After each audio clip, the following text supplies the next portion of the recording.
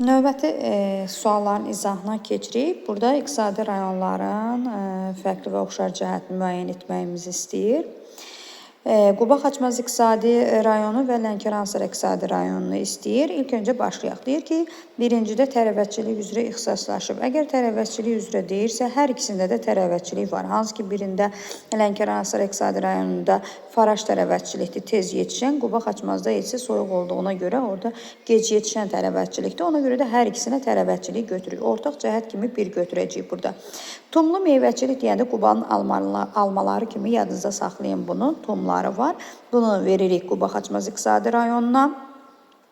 Çayçılıq bilirsiniz ki, Lənkəran-Astara zonasındadır. Neft hasilatı bilirsiniz ki, Lənkəran vilayətində qətiyyən yoxdur, amma Quba Xaçmaz iqtisadi rayonunda o ərazilərdə yerləşir, var.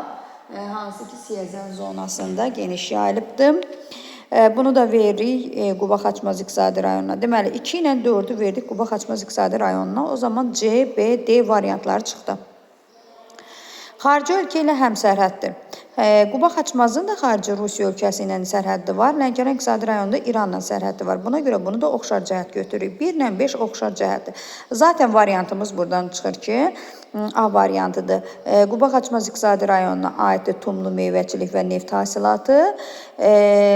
Sonra Lənkəran iqtisadi coğrafi rayonundan aiddir çayçılıqdır və bir də yalnız bir iqtisadi rayonla həmsərhəddir. Bu da belə deyək ki, Şirvan, Səlyan iqtisadi rayonundan sərhəddi var.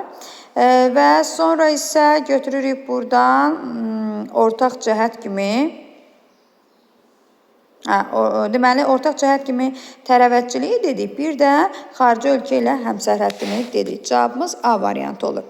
Növbəti 33-cü suala baxırıq. İqtisadi rayonlar veribdir. Mərkəzi Aran, Şəki-Zaqatala, Quba Xaçmaz, Dağlıq Şirvan.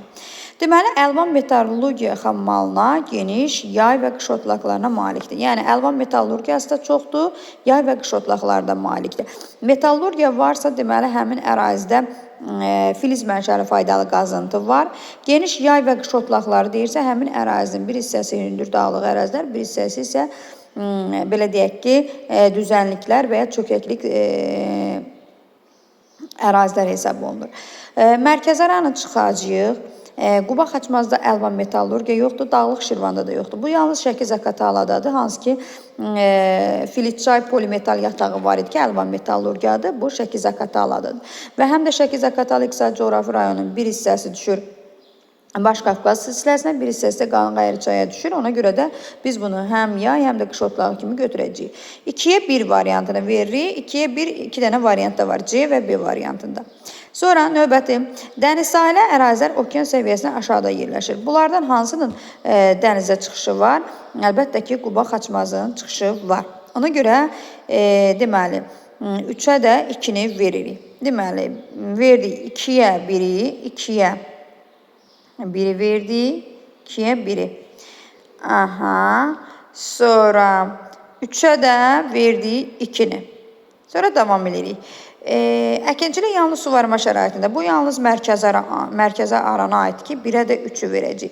1'ə 3, 2'yə 1, 3'ə 2'ni, 4'ə də 4'ü veririk. Dağlıq Şirvanda belə deyək ki, dəmiyə əkinçiliyi geniş yayılıbdır və həm də ki, etnik tərkibinə görə yekcinsdir.